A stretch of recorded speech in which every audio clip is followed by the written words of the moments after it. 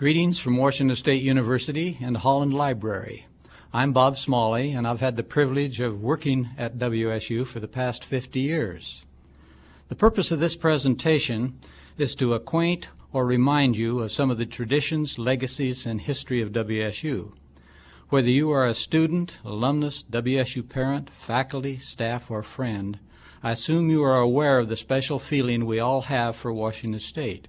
We refer to it as Cougar Spirit. During our centennial year, we developed a few slogans and themes, but the one that seemed to be more acceptable and perhaps identifies WSU for its strength is WSU, it really is something special. That's difficult to define, and I think everyone that has this feeling probably has different ideas and different memories of why WSU is really special. For me, it's several different things. It might be the Cougar Spirit that we see probably enhanced by the students at WSU and certainly at ball games and special events. Or it might be Hello Walk, a special place that was named by President Holland during the Depression years to more or less encourage students and faculty to be friendly, and Hello Walk has certainly endured over the past many years. Or it might be the friendships that you develop in the residence halls at Washington State, whether it's 1900 or later on, a more recent picture, but the friendships develop and become lifelong. Or in the men's residence hall in Old Ferry Hall, and a more recent picture. Or perhaps it's special with other friendships that you make and other events that perhaps you have, or sharing an umbrella on a snowy day, or the live cougar that we had for 50 years. And when it was determined that that's not appropriate to have a wild caged animal on campus, the student that dresses up in the cougar uniform has been a great ambassador to Washington State. The Victory Bell is certainly a legend at WSU. It was purchased in 1893 and put on the campus between the two buildings that we had on campus where classes were taught. The gentleman standing there is George Grimes, the first non-faculty employee, and it was his responsibility to go out and ring the bell on the hour to indicate that it's time to go to another class. We did not have clocks, bells, or whistles in our classrooms, so you had to rely on hearing the bell to know that it was time to change classes. Mr. Grimes was recognized as a real pioneer at Washington State and worked for over 40 years, and Grimes Way on campus is named for him. He also has two grandsons that work for Washington State and two other grandsons, Barry Jones and Dennis Jones, who has served as president of the Alumni Association. The bell was perched up on College Hill for many years and rung by members of the intercollegiate nights after victories in football or maybe on commencement or other special occasions. The location up there proved to be kind of a hazard for students, and it was decided that it should be moved from College Hall after all of these years. The Alumni Association, in its new building, thought that it would be appropriate to have the bell located out at the Alumni Center and still rung on the victories with the traditions that we had for it. In 1998, the class of 1948 provided the funds for the move of the bell from College Hall to the Alumni Center. The arch is another important part of our legacy. It was the entrance to campus, and it's made out of Whitman County basalt rock. It had a sign on it that said Washington State College, or actually State College of Washington. And when that name was changed in 1959, the arch was torn down because the traffic pattern had changed. But later on, one of the classes, class of 47, provided the funds that would allow us to reconstruct the arch about 50 feet from the original location, with Washington State University carrying the sign. The old barn, this barn, was built in 1923 and served the university very well and was scheduled to be torn down in 1982.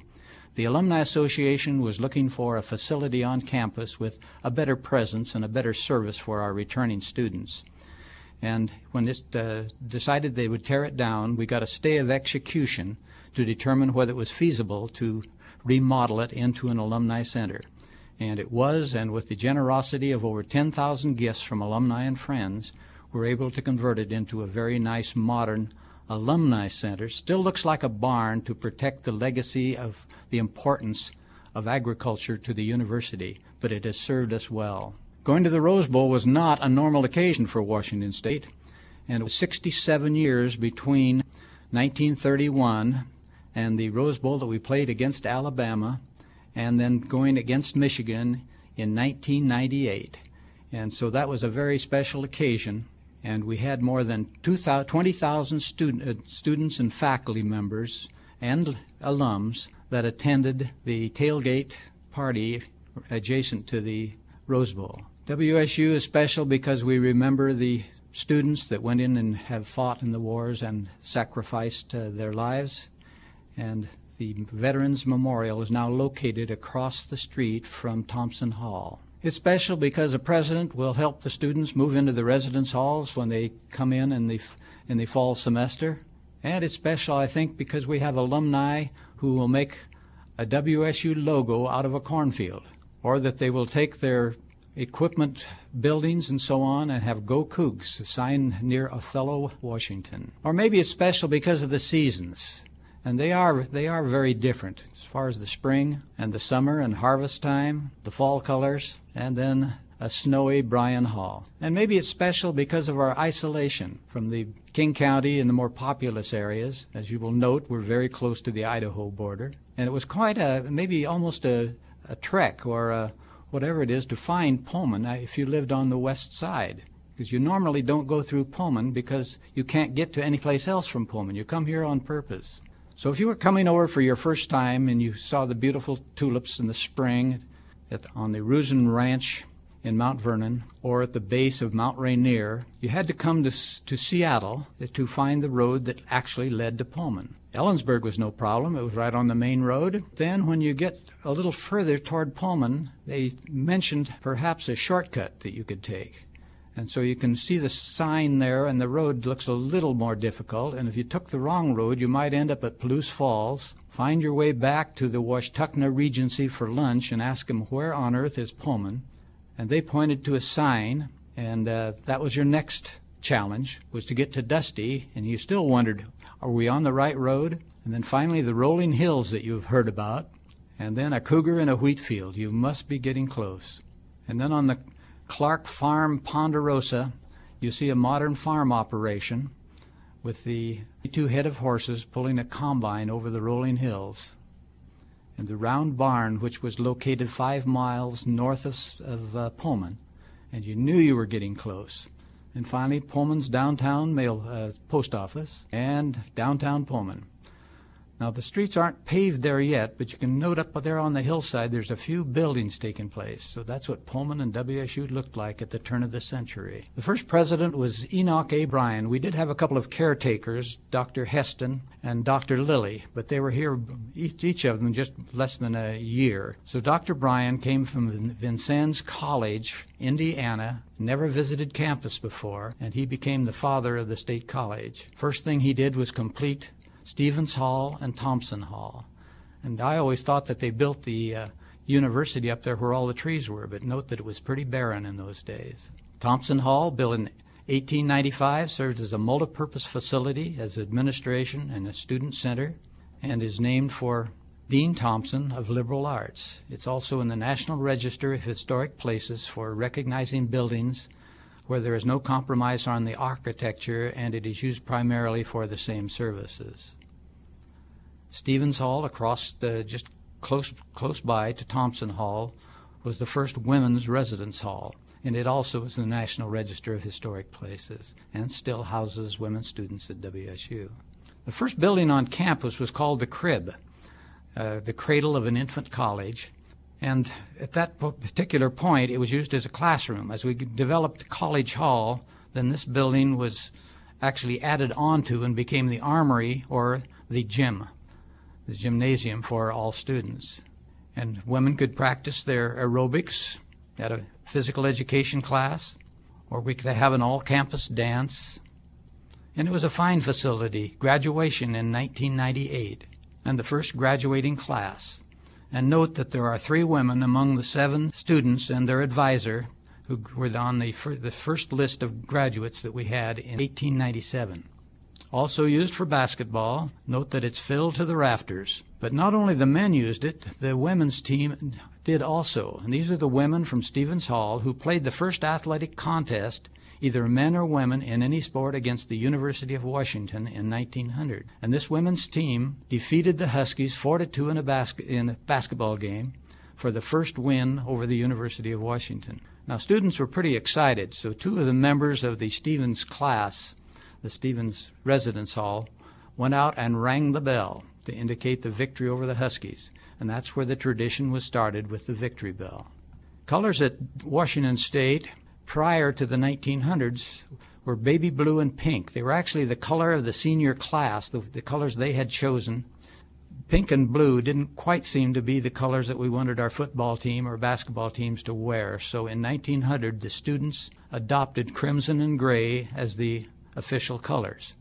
And note that the mascot, and it was just a kind of a, not a tradition. The Cougars were never called the Dogs because we left that designation to the college there on the other side of the state. But this would usually be a pet that some student brought to campus. And several times then we had the little dog that would serve as a temporary mascot. Another tradition was the lake, man-made lake to take care of the agriculture and horticulture needs. But it was also used by the students. It was called Silver Lake, but students referred to it as Lake de Puddle. Lots of activities. You could go boating there in the summer, ice skating in the winter, and women could practice their modern dance along the shores. And that became a part of a traditional May Day festivity that we had that would honor the outstanding students who would excel in activities and scholarship. And it's called the May Festival. The bookstore, completed in 1914, still is in its present location, and Dr. Bryan would turn over the reins of the university in 1916 to President Holland. Those 2 gentlemen would serve a total of 52 years as the president of the State College, and certainly they had participated and built the university to the land-grant standards and modern university that we all aspired to and expected. President Holland adopted the team that was going to go to the Rose Bowl. In 1916, the gentleman on the upper left is Lone Star Dietz, the coach. The upper right is J. Fred Bowler, the athletic director, for whom Bowler Jim is named. And this team went down and defeated Brown in 1916 in the first regular scheduled Rose Bowl game in the current series. And there was one Rose Bowl game in 1902 against Stanford and the University of Michigan. And then they did not have another game until the Cougars defeated Brown in 1916. Main mode of transportation in and out of Pullman was by train. Very few cars available in those years. So here are the students leaving for probably Christmas vacation, called the Pullman Seattle Special. It would take about 13 hours to go through Spokane and then Wenatchee and then up Stevens Pass to Everett, then down to Seattle and Olympia. And there was usually talent shows and a pep band. And many said that the trip to and from Pullman was as enjoyable as the activities on campus. In 1919, these 2 football players, Clarence Zimmerman of Yakima and Leroy Handley of Spokane, played the first game against a California team. And this was at Berkeley in 1919, and the Cougars defeated the Golden Bears. And an Oakland sports writer indicated the Washington State team played as fierce as the Northwest Cougar. So 2 weeks later, in 1919, the students adopted Cougars as their official mascot. In 1925, Buck Bailey on the left and Babe Haldenberry center became the coaches for Washington State. They'd come up from San Francisco, and they inherited a little halfback by the name of Herbert Butch Meeker from Lewis and Clark High School in Spokane.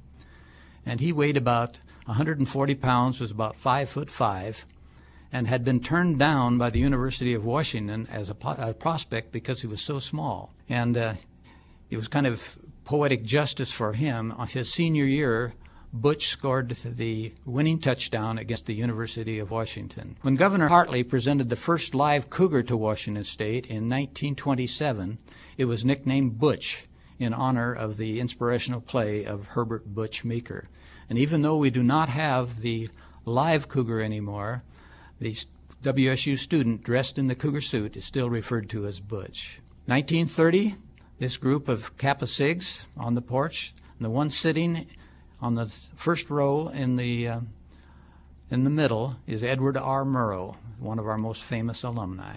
1931, another opportunity to go to the Rose Bowl, and Washington State defeats Southern Cal 7-6 here in Pullman at Rogers Field, the same site now as our football field.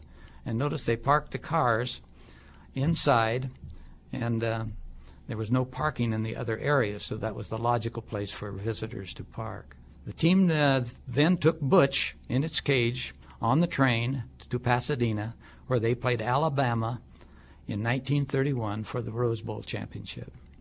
The team traveled by train to almost all of the locations, and this would be a rally down at the Northern Pacific Depot of the students, either welcoming the team back or sending them on their way. Another tradition that started in 1922 was the student firemen, and they would protect the campus from fires until that was changed just this last year in 2005, where they combined with the city of Pullman. But another tradition where they would live on campus, and they would be available then to fight any fires that would come on campus. Cougar Cottage, always a popular place. Notice the WSC, Washington State College, on the marquee. Completed in 1936 and still provides an opportunity for students to be off campus and have a Coke or a milkshake or whatever they serve now. Downtown Pullman, see those modern cars. They do have the streets paved now. And the campus. Probably in 1937, and you notice the landscaping and kind of the architecture is very similar. And the landscaping was actually started by President Bryan, and they had a campus day each year where the faculty members and the students would plant trees and shrubs, and more than 15,000 were planted over the first few years. Down in the lower right, you'll see the arch was still the entrance to campus. Green beanie was another tradition. Freshman men were required to wear the green beanie when outside on campus until Thanksgiving to indicate their lowly station in life.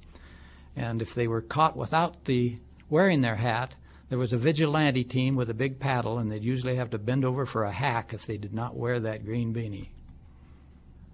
Dr. Holland was a bachelor, had a very strong commitment to the students at Washington State and to their parents.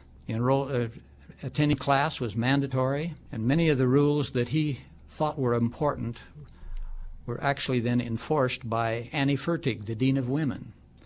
And some of the regulations for women were that they were not allowed on campus after 7:30 at night unless they had a pass and a meeting to go to that they could account for, or 11:30 on weeknights or on weekends. And they had to indicate from their living group where they were going, who they were going with, and when they would be back home, which again would be 11:30 curfew. Now the Cougar students had felt that they'd had enough of that they were going to college and they should be treated like adults. So they went on strike. They did not attend classes for 3 days. And you can see some of the signs: convent or college, Mama says yes, Hitler, Germany, Holland, WSU. And so Dr. Holland thought he could talk the students into coming back to class without staying away any longer. But they were at this point, very determined that they could reduce and change some of the rules. It was called kind of a women's independence campaign. And so the president finally appointed members of the Board of Regents and the student leaders and faculty leaders to go over the rules and to see if they should be changed. They were relaxed, and an agreement was approved by the student body leaders on May 8th, 1938, and there's still some reference made to hooray, hooray for the 8th of May. Downtown Pullman, still growing, the Washington Hotel. Without a student union building and without motels and the other facilities we now have downtown and on campus. This was the main spot for a campus dance or for a dinner or for a special occasion, the Washington Hotel. The Pullman Hotel was the only other facility where visitors could come in and spend the night. Probably remember some of the old days of Strupler's Restaurant and the Cordova Theater. The Cordova Theater is now a church in downtown Pullman. And there was the Oriental Cafe on Main Street, and the owner was Tommy Ing. On campus, a little grocery store on Maiden Lane was Don Lee's Grocery. And you could go to Brown and Holder in downtown Pullman and buy a new Chevrolet for $659. Reggie McArcher had Reggie's Service Center, and he would become Keith Lincoln's, the former football player and alumni executive director, Keith Lincoln. Butch One would die after 8 years of serving the university, and these are the members of the IKs, the Intercollegiate Knights, and the women's organization, Spurs, holding a memorial service for Butch in Boulder Gym between halves of the Oregon WSU basketball game. 1941, Jack Friel and his team of Dale Gentry, Vern Butts, and Paul Lindeman would play Wisconsin for the national championship. They defeated Arkansas, and who was favored to win everything, and then they lost a very close game to Wisconsin in 1941. Another tradition was the senior bench. Only seniors were allowed to sit in this bench, and again the Vigilante Committee would patrol this area as well. The couple that we see facing us is Ole Olson and Gene Rounds Olson. Ole has been president of the Alumni Association and chair of the foundation, and Gene has been a member of the WSU Board of Regents. Campus changed during World War II, and many soldiers were assigned to take courses at Washington State and live in the residence halls or the fraternities and sororities during that period. So it was common to see the soldiers marching back and forth to class from their residence hall. Jennie Mae Thomas was the first woman president of the student body in 1944. Wilson Compton would arrive on campus in 1945, and he would be involved in the dedication of Holland Library that was completed in 1950. And Nature Boy, the artwork on this particular building, was a very popular but controversial item that if they could have bought many more books if they hadn't have had Nature Boy. But that's become a real tradition, and I think it's important that we have artwork on campus. Dr. and Mrs. Compton were very friendly, supportive of students, often invited them into their house for a barbecue dinner or a meeting. Many familiar faces there. Mrs. Compton was just as active as he was. In fact, most of them thought we had two presidents at Washington State.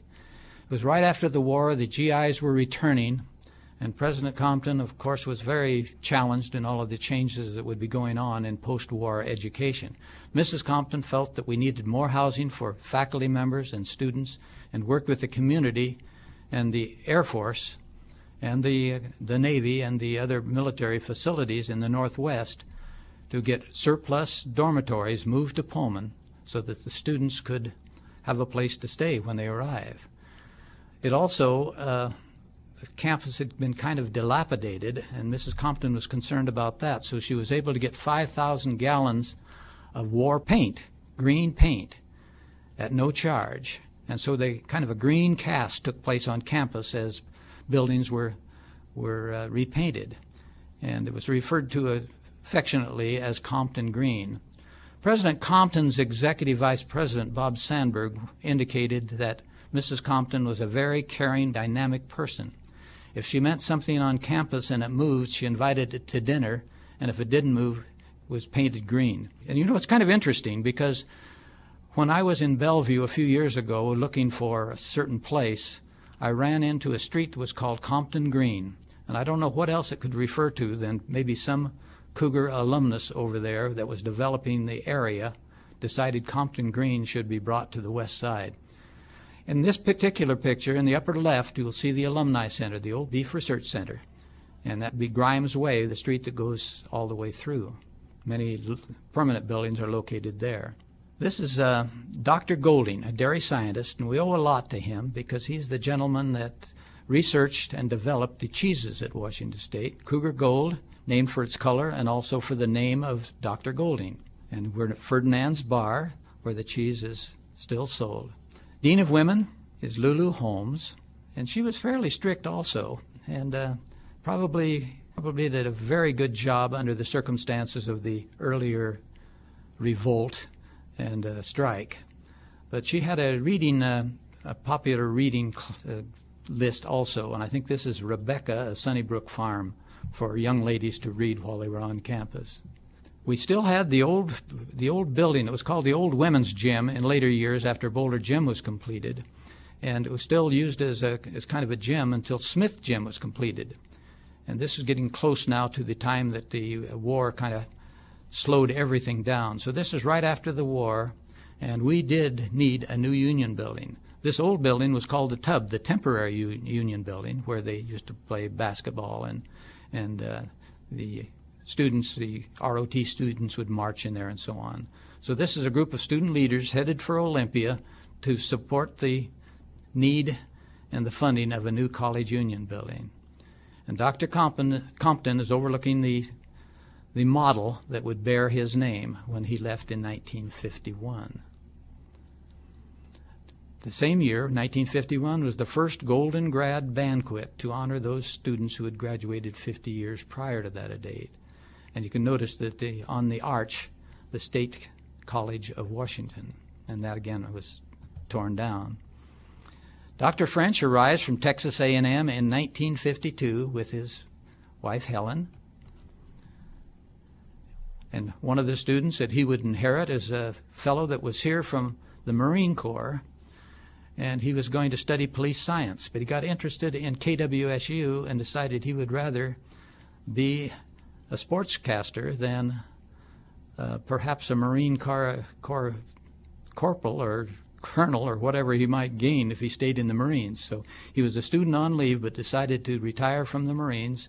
And this is Keith Jackson at KWSC radio, and he has certainly proved that his decision to change majors was really a good one. Keith has been very generous at WSU financially and in supporting us in many ways. He was a co-chairman of the fund drive for the Lewis Alumni Center.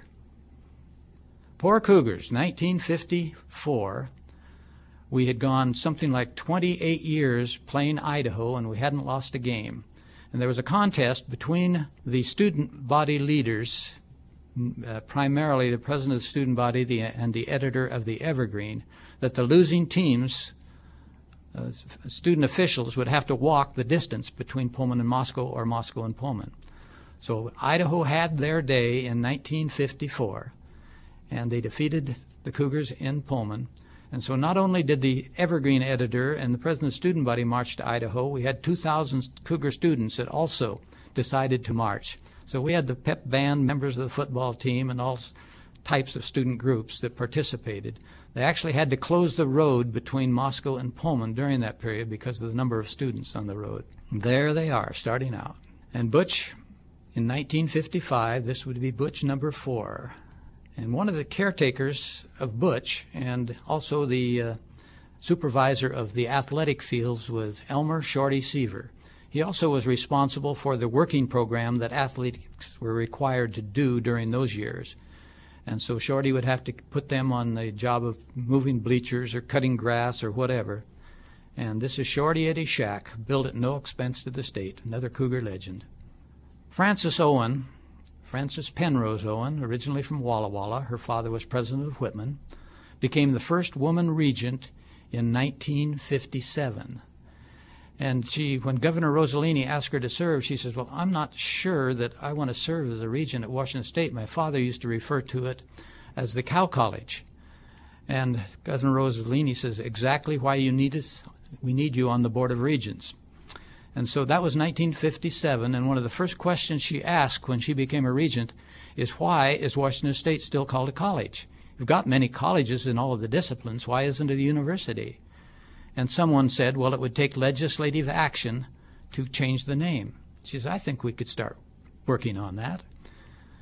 And in 1959, Governor Rossellini signs the legislation that officially changes the State College of Washington to Washington State University, with President French looking over his shoulder. Now, we got a little bit of a problem because Randall Johnson, a student at WSC in 1937, developed the Cougar head logo, the one on the left. And with us becoming a university, we could still keep the old logo and say, well, that's Washington State Cougars. But President French wanted an official logo using the letters again. And Randall, who was a public relations officer with Washington Water Power in Spokane, said, no problem, we'll just change that C into a U. So that's the most recognized symbol, and I'm sure you will agree, of Washington State that appears on just about every type of shirt, sweater, or material that we have at Washington State.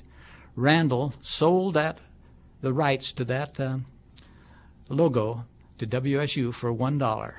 Never cashed the check, but it shows his generosity and his talent and what the royalties have been that assist many of the programs at Washington State by those that use that logo on a commercial basis. The honors program at Washington State was started in 1960 from a committee appointed by President Terrell to research the possibility of an honors program. It was taken over by Vic Bhatia in 1965, who nurtured and built the program into one of the best in the nation, referred often as to one of the top 10 honors programs in the nation. Buck Bailey decides to retire in 1962, and who could we have gotten that would be more like Buck or carry on the traditions of Washington State than Charles Bobo Brayton. President French would retire in 1967, and French Administration Building would be named in his honor, and President Terrell would arrive from University of Illinois, Chicago Circle, as our president, and be known as a student president. He would walk to and from the house, the president's house, to his office in French Administration Building, and he was always late for his afternoon appointments because he would be stopping and visiting with students on the mall. 1970, and during the student unrest years, Martin Stadium is torched. And at the time it seemed a tragedy because we had to play our home games the next 2 years in Spokane. But it was really probably a blessing because we were able to rebuild the stadium, and we feel that we have one of the finest stadiums now of its size. I know there are plans to try to enhance it a little more, but I think even though that was a tragedy at the time, it was probably a blessing. 1978, Butch number 6 passes away, and at that time we were after the Vietnam War, and there's many social issues that were being faced, and students and many faculty members felt that it was not appropriate to have a caged wild animal on campus of a university that practices and certainly advocates all the freedoms that we enjoy. So a student referendum was handled by Dr. Short in the sociology department, and the students prevailed in saying that we do not care to have a live animal on campus. So they decided to go with the cougar suit, and that has been the best ambassador we could possibly had, and shown here at a football game. But also he had many other duties that he still performs. It's being invited to Governor Lowry's inauguration and putting on a tuxedo to be part of the inauguration, or helping serve at the Cub, welcoming President Smith as a new president, or acting as Santa Claus during the winter.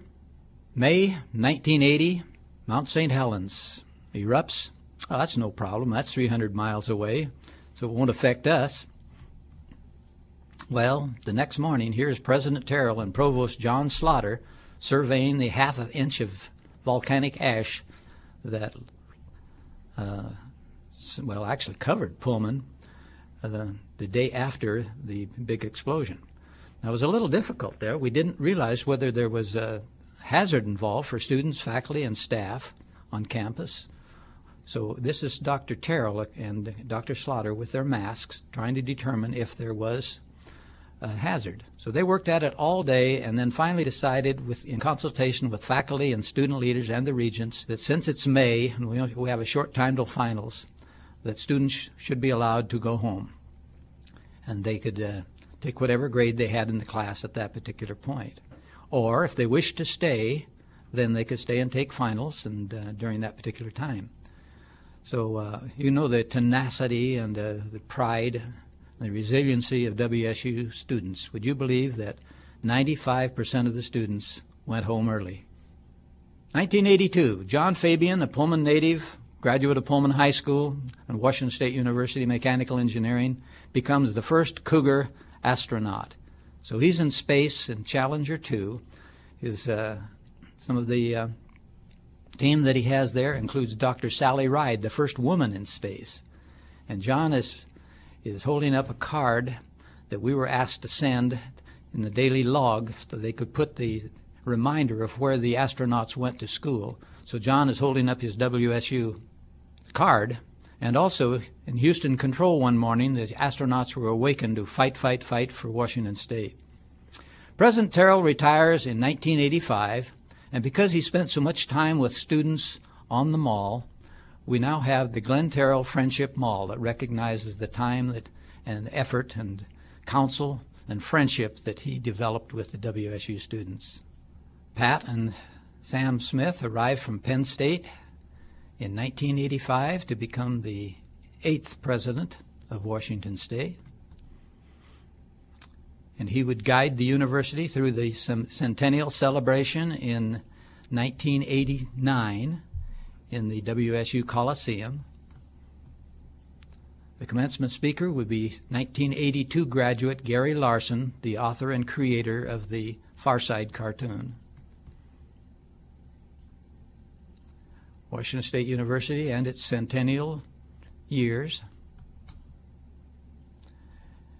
And even President Reagan wanted something from Washington State, so you can see how pleased he is to be a recipient of a WSU sweatshirt. Rose Bowl, after 67 years, 1998, the Cougars head for Pasadena, and it gives the opportunity for the student spirit groups, the band and the cheerleaders and the Crimson Company, to be a part of the Rose Bowl parade and to be a part of a Rose Bowl tradition that we actually played in the first game. Keith Jackson would be the sports announcer for that game. Pullman has always been close to WSU. In fact, there's really no fence or barrier or whatever you might say between WSU and Pullman. So it was appropriate during the Pullman centennial, during that part, to try to recognize the cooperation and the closeness that we have with the campus and downtown. So the Cougar Plaza, City of Pullman Plaza, was developed to, again, indicate the friendship and cooperation that we have developed over the years. This is where the old Pullman Hotel, an earlier slide, this is where it was located. President Smith serves until the year 2000. And the Q, the building, that was for undergraduate education, very well equipped with computers and other modern technology, would be named the Smith Center for Sam Smith. Lane Rollins, a former faculty member at Washington State in the Department of Economics, and Mary Jo returned to the campus as our 9th president in the year 2000. People that we like to refer back to, former students that have certainly distinguished. And this particular gentleman is Charles Glenn King, who developed and refined vitamin C. John Gorham, veterinary medicine, very fine researcher, USDA. He's one of our Regents Distinguished Alumnus Award recipients, as is veterinarian Leo Busted, former dean and the developer of People and Pets, and has some great stories and great examples of how pets have assisted in the welfare of especially the elderly. And a humanitarian, he's a great speaker. He was a prisoner of the war and in World War II, which really, I think, probably developed his compassion and his interest in doing things for people. Matsuyo Yamamoto, the first woman recipient of the Regents Award, and she a member of the United Nations, and she developed home economics in the country of Japan. Lawrence Peter, the author of the Peter Principle, and the Abelsons, the only husband and wife combination we have as Regents Distinguished Alumni Award. He is known as the father of the atomic submarine, and she co-developed the process for the RH factor in babies and saving hundreds of lives and so on, but two very distinguished people. And Bobo Brayton, we talked about him. He won 1,150 games, the most by any Cougar coach in the history of WSU, but some of them didn't come as easy as others. And looking over the shoulder is a major league player, and in fact, he led the American League in batting for Toronto in 1992, John Olerud. Drew Bledsoe was the #1 draft pick and was assigned to the New England Patriots, where he took them to the Super Bowl. And Phyllis Takasaki Campbell was our commencement speaker will be our commencement speaker in December of this year, and also has served as president of the U.S. Bank of Washington, and is currently the CEO and president of the King County Foundation. Very talented and successful woman. With Governor Evans is Marshall Neal, a Supreme Court Justice who went on to be a federal court. He also served as president of the Alumni Association. James Blackwell, internationally known sociologist. Henry Heald. Henry Heald's father was the Plant Path chair for many years. Heald Hall is named for his father, but Henry served as president of Illinois Institute of Technology, New York University, and then the president of the Ford Foundation. Sherman Alexie, author. General Robert Russ, who was the Air Force commander in the Gulf War. Other alums, Orville Vogel, who developed the semi-dwarf wheat, which was actually probably the wheat that was used in the Nobel Prize winner. And he also certainly aided the farmers in our area and the agriculture in many areas. The Green Revolution is the area in South America where his wheat has been used. Edward R. Murrow, we mentioned him earlier. Very interesting that there is a movie now. Goodbye and good luck. Good night and good luck. Ed Little, president of the Alumni Association a few years ago, is a principal in Vancouver, Washington. And I often thought that that's his office. You can kind of get an idea if he's a Cougar. And I often thought of the student that might have to come in and see the principal and his parents might be Huskies. They must take one look at this picture and say, I'm in a lot of trouble. Ed's a great Cougar.